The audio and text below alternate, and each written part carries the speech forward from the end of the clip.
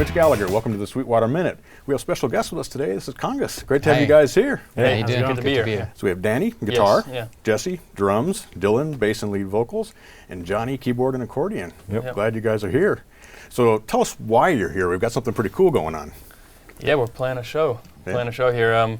Pretty excited. We've never been out here. The whole thing is huge. We spent a lot of money with you guys, so it's nice to be coming here. Well, we appreciate that. Thank you very much. Appreciate it. We're basically getting reimbursed. Nice.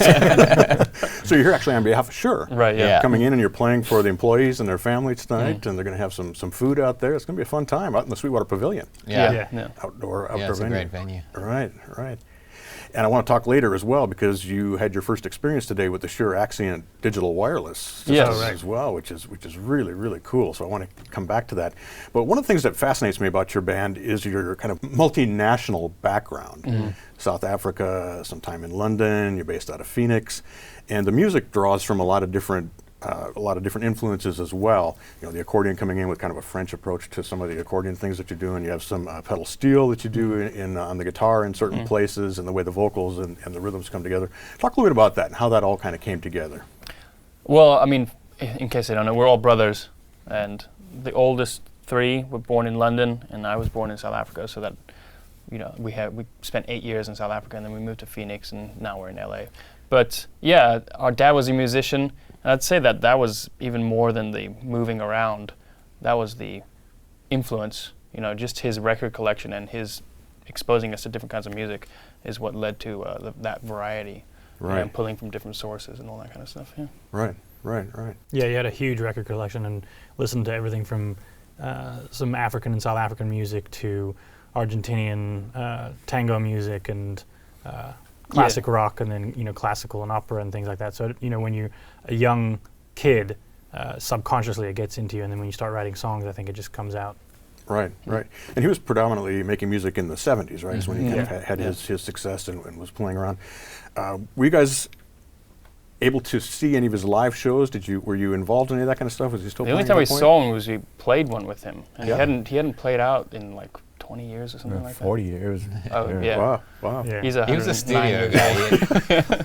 He spent many years on the road in his early career with different bands and band members, and he kind of tired of that. And then when he had some success as a songwriter and as a producer and a recording artist, he really got into studio life and just decided, especially once he had kids, he wasn't going to tour anymore. Sure. So He kind of built one of the first home studios in London, a bit like the Pete Townsend thing, what he did, you know.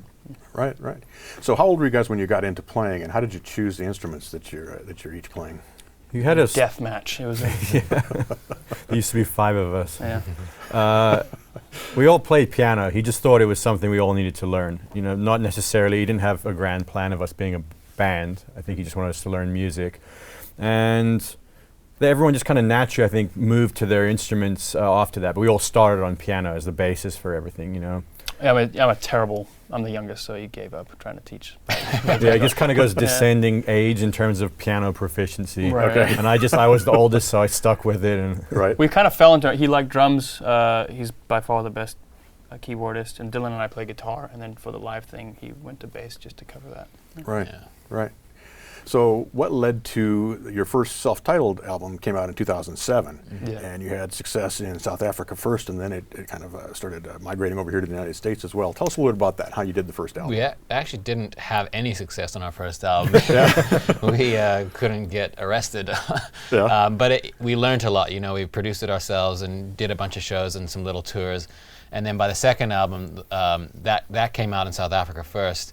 And it kind of randomly blew up there. We got a lot of radio success, went and played big shows there, and we kind of got a test market of what it feels like to have, you know, attention on you. And then we came back to the States trying to plug it here, and still took a couple of years. Eventually, enough people started to notice, and some stations picked up a song here and there, and then it snowballed, you know. But there were many years there where we were big in South Africa and couldn't get anything else going. So it was good. It's like a training ground, you know, where most of the rest of the world doesn't really pay attention to what goes on down there, but we were playing, you know, arenas and stadiums and festivals and learning that side of it. Right, and you were an independent band at that time, right? Yeah. You were one of the things that interested me as well is that you're pretty much self-contained totally, right? You do the recording, you do the mixing, you even direct your videos, and so you're involved in all aspects of that. And I'm assuming that came out of being an independent act and kind of having to do it came out of yourself. necessity, and then because you do it, then you develop opinions about it that we might, if we in the beginning had producers or mixing engineers, we would have maybe never developed an interest in that side of things. Right, right. So I guess I would call it the breakout hit was Come With Me Now. And I think right now it has like 86 million views on YouTube and double platinum and all that. But the interesting thing there as well is the placement that song achieved with the WWE and with film and game trailers and Australian reality TV and it really got into a lot of different venues. WWE that's what it is. It's the Australian reality TV. Right. So how did you achieve that? How did you get that song placed with all those different markets? The first placement we actually got on that song before anything even really blew up was this really weird French independent film called Holy Motors. They used it for the trailer. And it's interesting that it kind of went from that, with like one of the most obscure films that no one's ever heard of, because they heard the accordion, they heard the kind of weird aspect to it, where now it's used for, like you're saying, WWE or NASCAR, like this kind of traditional rock thing. So it's kind of seen the gamut of it. I don't know, it just clicked with people. We weren't actively pursuing that, with the record label was eventually, once they caught on that it was going to be a big song, and it kind of took on a life of its own, There is a kind of a precedent that gets set. Like once one... It's a sheepishness, basically, in the commercial world, where they see one thing work. We can use it, and they're like, well, the statistics show that this song worked with this age group, and let's use it for this product again. So Right. So did the French film, did they find that on their own, or was that somebody pitching it for you, or were you guys pitching it, or how did that end up there? I can't remember. We may have been working with a small sync placement company, I think at the time. But a lot of those early syncs were just people coming across it, I think, and saying this works, and it was in weird little places they were using it.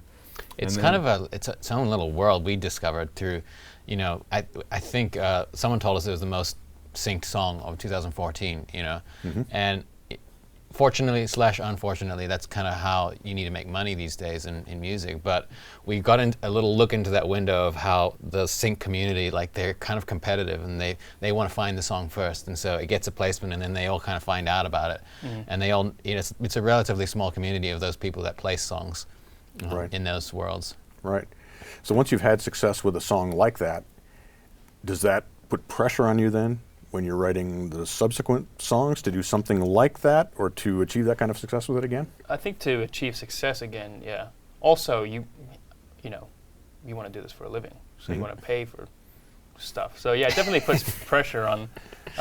We have a huge Sweetwater bill. Yeah. Microphones are expensive.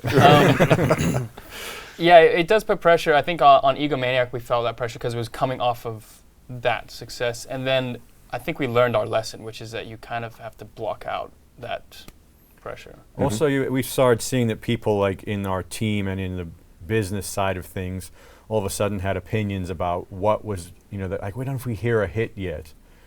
But, no one heard Come With Me Now as a hit for the years and years. We didn't hear any hits. Yeah. Right.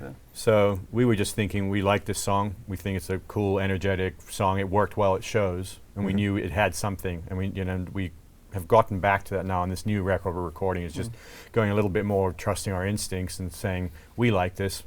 Someone's eventually going to discover that they like it. Yeah. Right. If your question is, it's hard to get not infected though by that kind of success, Sure. At least temporarily. Yeah. Sure. So tell us a little bit about the process of writing the songs. Does one of you write? Do all four of you write together? How does that all work?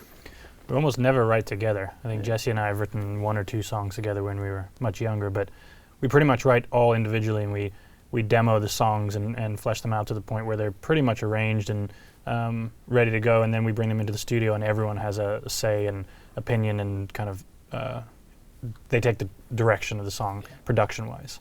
Right. And we work on that together. So this new album is, as well as Egomaniac, is pretty evenly distributed in terms of who's been writing. When you say you demo the songs, does that mean that you each demo your own song and pretty much do a complete production of it, or do you work together to demo those? Yeah, relatively complete. Like the idea is there, and then when we bring it into the studio, the arrangement and some of the parts change, and the production of it changes. Yeah. It's always interesting to me when I talk to bands that are collaborating, whether it's in the production side of things or creating the actual writing, composing the music. One of the challenges is that you bring in your own ideas, and you tend to be attached to your ideas, and you worked on those ideas because you think they're good. Right. But then when you work with collaborators, you may hear different opinions about things that are going on. How do you let go of that? How do you take your ego out of the equation? It's never happened. Never. I was hoping you could answer that. That's one of the ways we solve that is by writing separately. And I don't know if it's a solution. Maybe eventually we should collaborate on writing just to see what comes of it. But we've got such strong opinions about everything that that's where the ego gets involved. Whereas production, we're all pretty malleable. We'll take input from everybody else. And I don't think it's necessarily a bad thing to relieve a little bit of ego, not necessarily a petty ego, but we're mixing a song right now where I wrote it, so I clearly have a lot of my babies that I'm attached to, and it's turning out that I've had to let go of some of those because they're hearing that no, we really need to focus on these other core elements. Maybe it's the bass and drums of this song is really what's driving it, and I'm attached to, as I typically am as a keyboard player, like the little harmony and the higher aspects. So it's a battle, but you can't give up on every battle necessarily either, because then it's just another opinion. Yeah, we tend to value that aspect of ego. I don't think it's a bad thing. You see the Hot 100's got 5 writers on every single song, and that's why it sounds the same, because it's all been homogenized, and you need sometimes a singular direction. Song by committee. Yeah. Right. Is it the same thing you mentioned during the production phase? Does one of you serve as the producer? Do you produce as a group? Do you have an outside producer come in? Historically, Jesse was the most involved in the production, especially because he had the most engineering knowledge and everything like that. And now it was dividing out more. I think over the last 3 records that we've made, generally the songs have started in our little demo studios at home. We each kind of have a little space, and then we bring the songs into the fully fledged studio, and that it has become very collaborative because everyone has enough technical knowledge now to really kind of weigh in, and those aspects are more. They can be more collaborative, whereas writing, it's quite a subjective thing. You want that subjectivity of the writer to come through. Right. But then, how should we EQ the snare drum? It's a little more negotiable. Right. Sure. So you mentioned your father has been in the studio world for quite a few years. Is that where your technical knowledge came from, or did you gain it elsewhere? Yeah, no, definitely. Johnny and I were going to school at Arizona State studying jazz, and at home we had this amazing facility that our dad had built, a recording studio with tons of gear, and we just found ourselves kind of wasting our time at the school. We have this facility that people dream of being able to get into, so we just kind of at a certain point decided to just drop out and focus on that, take advantage of it.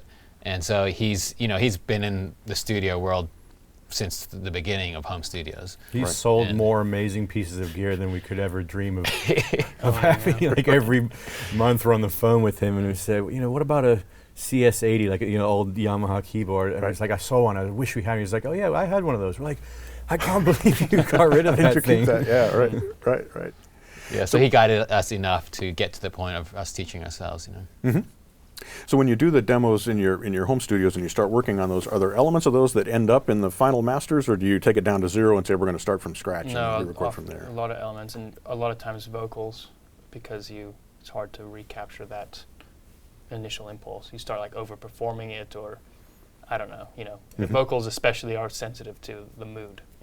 I think being brothers as well, when you're at home alone, you can get into that performance space. We're so judgmental of each other, just having grown up together and like sibling stuff, that sometimes it takes a little while when we're in the group to kind of get that confidence to go for it emotionally or whatever, Right. Which we should have grown out of by now, but it's also kept us from going full diva, Right. Not me. We're very self-censoring as well. When you're in your home demo studio, we know each other so well that by the time we present something to the band, we know it's going to get a relatively, at worst, it's going to get a not really my style. There's most of the stuff that's on that we know is going to get a bad reaction. We just don't play to each other. Right. So given that you all play keyboards to an extent, and you mentioned that several of you play guitar and bass as well, do you find that when you do something at home and then take it in, you want to play those parts yourself, or is it easy, or do you stick to your roles within the band in the studio as well? I mean, when we're demoing stuff, we're using, sample drums, and we're playing it and quantizing it, and that's basically just to start it off and get an idea down. Jesse's going to be the drummer. He's played the drums on pretty much every song. Maybe we've played a tambourine or something like that. Right. And generally guitar, Danny and I will play our own parts, but if it comes to slide guitar, we want Danny to play. No one else can play slide guitar like that. If there's a certain rhythm guitar thing that Jesse has down because he's a drummer, he plays that. So it's really dependent on the part. But if it's a complicated or complex part, then usually the person who's best at that instrument will redo it and redo the demo. Right. Rhythm guitar is a very thing that people like to have lots of opinions about. Mhm. So and it makes sense because it's not really a technical thing; it's a feel thing. Right. So there are a lot of elements in the productions that you guys do. Often there'll be kind of an electronic loop, almost kind of a thing that's driving things, and there's a lot of rhythmic punch and push behind a lot of the arrangements. How do you take that from the studio and get it onto the stage? You mean the literal electronic element? Yeah, the sounds and the things that you're working with. I mean, there's playback. We definitely have percussion and certain synth parts on playback, and then we just give up on the rest that we can't reproduce. When the PA is loud enough, anything's possible. Sure. Because you don't need to. You're trying to squeeze that kind of energy into a record that could be being played on a laptop. So you're trying to squeeze everything out of it. But when you've got a loud enough stage and you're playing live, you don't need every element. I don't think from whatever you're doing on the record, the live thing can take on its own life. I think if there's something that one of us cannot cover live, that's really essential to the song, we'll put it in, like a specific percussion part or synth or something like that. But generally, we have been dropping stuff like, oh well, we can't cover this, and we don't want to hire 5 more musicians. Right. So we just drop it and let the key elements really carry it, and generally that's okay, because at most of the time you've put too much shit on the record anyway. It doesn't need to be there. 4 people playing instruments is usually enough. Yeah. Right. Occasionally we miss that extra guitar part, Mm-hmm. but it's even 2 guitars is hard to mix live. It's just so it's nice. A lot of it is the percussion stuff, like on songs like I'm Only Joking, where in the studio Jesse went in and tried to get this Burundi drum thing where he just looped like, I don't know how many, 20, 30, 40 takes of African drums. And so we don't have that unless we do some Grammy performance, where we get everyone to come out on drums. Right. So that will be on playback. We'll put that, that type of thing, sure. and certain synths and stuff on playback. But you guys cover a lot live because you have the accordion, you have keyboards, and slide guitar and regular guitar, and you have drum pads, electronic drum pads as well. I used to. I don't anymore. No? I focus so much on singing that drums kind of almost is a secondary thing for me. Okay. I have to really focus to singing tune. I'm not a natural. Right. We've still got all the inputs labeled for his drum triggers and that, but they've just laid dormant for about 2 years. Yeah. Mm-hmm. Right. So, And we got a great front of house engineer who knows how to make which is essential, right? a tom sound like 12 toms. Yeah. Right. So as much as any band I've talked to, you guys are really heavily into social media, and you kind of extended that beyond what I think I've seen pretty much anybody else doing with the podcast that you do, as well as the documentary that you guys have coming up that'll be streaming soon on some of the major resources. I feel like those are responses to, because we're terrible at social media, because we're very bad at Twitter and Instagram and all that stuff. So we wanted to do longer form stuff. That's why we started to make Bus Call, which is a show about being on the road, and the podcast, because it's easier for us to do longer form. Right. But you guys are active on Facebook and Instagram and Twitter, and Yeah, it's like a necessary evil of life, of band life today. I think, the amount of times I get my phone out and try to think of something to post because we're supposed to, and it helps engagement and whatever. And it kind of becomes paralyzing, and so we've hired a guy to help us just keep on track with that, because it really does need to happen. But like Danny said, we find ourselves more comfortable in a longer form thing, like a podcast, where we can have an in-depth discussion for the 12 listeners who care about the microphone that we used on this thing. Right. But this documentary series we're very excited about, because it's like 30-minute episodes, 8 of them. Gives a real realistic, in-depth look into our story and tour life. Mm-hmm. And we feel like that could tell our story better than some loop of one of us doing a funny dance or something. Right.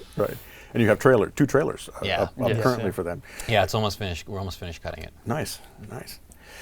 You also just dropped a new song, Real Life. And will that be on the upcoming album, 1929? Is that? Yes. Yeah. It's changed a bit, right? It used to be released the whole album, and then the singles came out, and now some songs are coming out. You release an album one single at a time, arbitrarily leading, and then you just call it an album whenever you want. Next album's going to have 350 songs. Nice. We're going to try and outdo Drake or Chris Brown. We just noticed also, I think everyone's noticing the same thing, that the people's attention spans are like, they're the size of a gnat's now. So you release an album, and sometimes you'll get comments a day later go, cool, love the album, when's the next one coming out? It's like, we just worked 2 years on this album. And so an album is almost the same as a song. Because of people's attention spans. So we want to release a song at a time and build up to this album, in a kind of slower, paced out way. So will you release all the songs from the album as singles before it comes out as an album? No, probably not all of them, but a decent amount of them. And how many are out currently? Just the one is out right now. Okay. Yeah, we'll be releasing another one soon. And then the other element of it is that in Bus Call, the documentary we're featuring, 25 or 30 songs. So as those episodes start to come out, we're thinking about how we exactly want to do that, but we'll be releasing songs from the documentary as well that are featuring that aren't on the album. All right, nice, that's great. So I mentioned earlier that you guys are here on behalf of Shure, and you had your first chance to try the accent system. You guys have been working with ULXD system quite a bit. How's that been working for you? Amazing, yeah. Right. We were on the 900s, and then we actually got the 1000s. I didn't realize we were on a different system. I did say this. The ear sounded really good. Yeah, super clean. Like no noise, a lot of headroom. Had a very nice new smell to it out of the box. Yeah. Right. How did you make the connection with Shure originally? When did you start using their gear? I think our front of house engineer used to work for a band. I think it was Empire of the Sun. And he knew Nelson and some other people at Shure, and just said, "Hey, I'm working with this new band, and they really need some help on their mic kit." Right. And so we ended up talking, and it was like great from then on. They've supported us a lot, and all our live stuff is Shure, all our mics and wireless packs and everything. I think it was 4 years ago to the day actually that we played Summerfest. Is Summerfest going on around now? Anyway, we played it, and we came through town. We also went through Chicago, and we visited the Shure factory, and we kind of connected with them. And yeah, I remember that first day that we got all the new mics up on stage. And all of a sudden, my in-ear mix, I sounded different. Right. And and we're all gearheads. Like, we really are into that stuff. So being able to try out new stuff in the studio as well, some of the ribbon mics and things we've been using quite heavily. Nice. The Shure facility is amazing, isn't it? Yeah. That anechoic chamber is bizarre. That's a crazy place to go. I like the robotic arm that tests the microphone. It just throws the microphone on the floor like repeatedly. Right. It has to withstand, the cool mic drop these days. So. Right. Well, we're so glad you guys are here at Sweetwater. We're looking forward to the show tonight, and we appreciate you taking time to sit down with us today. Yeah. And thank you for having us. Looking for more new songs to come out, and for the documentary Bus Call to drop as well. So thanks a lot. Congratulations on all your success. We appreciate you being here. Thanks a lot. I'll shake your hand, Danny. I'm not going to reach all the way around to the rest of you, but we'll wave, right? Right. Bye. So Danny, Jesse, Dylan, and Johnny, thanks a lot, guys. Thank you. And thank you for joining me for the Sweetwater Minute. I'm Mitch Gallagher.